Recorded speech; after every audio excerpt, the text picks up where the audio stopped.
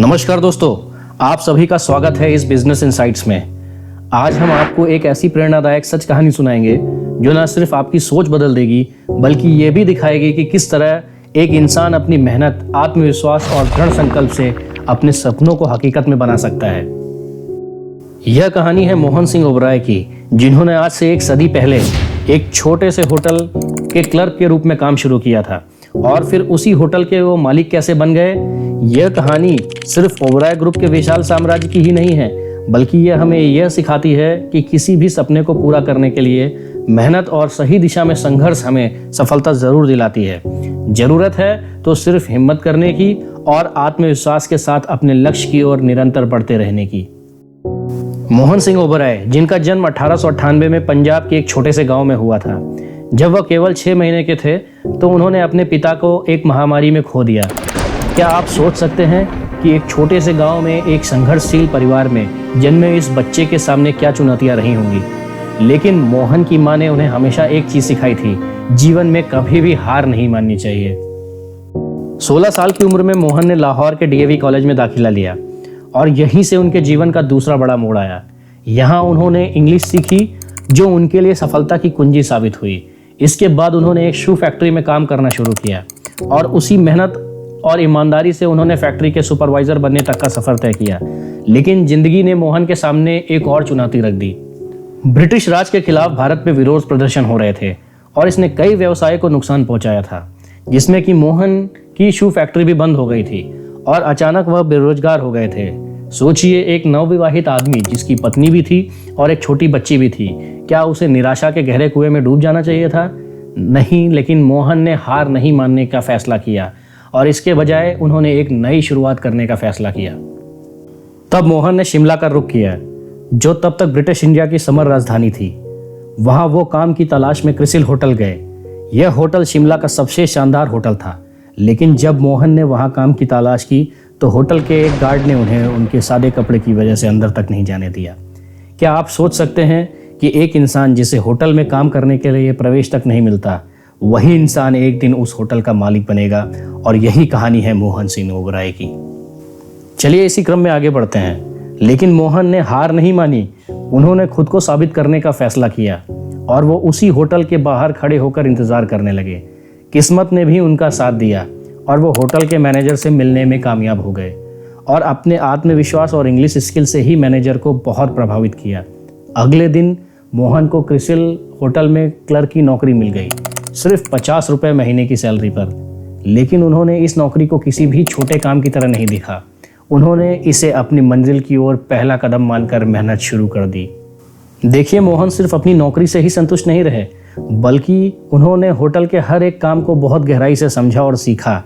उनकी इंग्लिश पर अच्छी कमांड होने की वजह से होटल के संचालन से लेकर वीआईपी अंग्रेज गेस्ट को हैंडल करने तक उन्होंने अपनी मेहनत और स्मार्टनेस से हर एक अवसर को अपने लिए बना लिया। एक क्लर्क होते हुए भी वह जल्द ही होटल के प्रमुख कर्मचारियों में से एक बन गए। तो फिर क्या था? इसके बाद 1927 में मोहन को अपने मेंटर अर्नेस्ट क्लर्क के साथ दिल्ली क्लब में काम करने का मौका मिला। फिर उसके बाद अपनी अच्छी समझ और ऑपरेटिंग स्किल की वजह से अपने मेंटर के साथ एक होटल लीज पर लिया और नाम रखा होटल क्लार्क और सक्सेसफुली रन भी किया। बाद में उन्होंने मेंटर के साथ 1930 में क्लार्क होटल को बाय करने के लिए अपने पार्टनर क्लार्क को कन्विंस किया। ये डील उन्होंने 1,35,000 का लोन लेकर की, जो कि एक दिल्ली के कॉन्ट्रैक्टर से लिया गया था।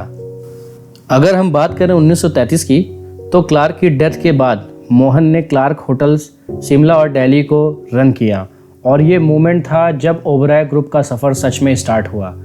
और इस पूरे स्टेक को खरीदने और लोन रीपे करने के लिए उन्होंने अपनी वाइफ के सारे गहने भी बेच दिए। इसके बाद उन्होंने और थोड़ी मार्केट बोरोइंग करके होटल को रिनोवेट किया और लग गए इसको रन करने में अपने एक्सपीरियंस के साथ। तो फिर क्या था, गाड़ी चल पड़ी अपने सही ट्रैक पर। 1947 में ओबराय ग्रुप ने अपना पहला होटल ओबराय पाम बीच ओपन किया। उसके बाद उन्होंने एक ट्रैवल एजेंसी भी शुरू की थी, मर्करी ट्रैवल्स, जो उनके बड़े बेटे टिक्की ने स्टार्ट की थी। फिर उसे वो अपनी बहन को बेच भी दिया। 1949 में मोहन ने अपनी company the east India hotels limited EIHL registered की और धीरे धीरे ओबराय ग्रुप के सारे होटल्स को इसके अंदर मर्ज किया था।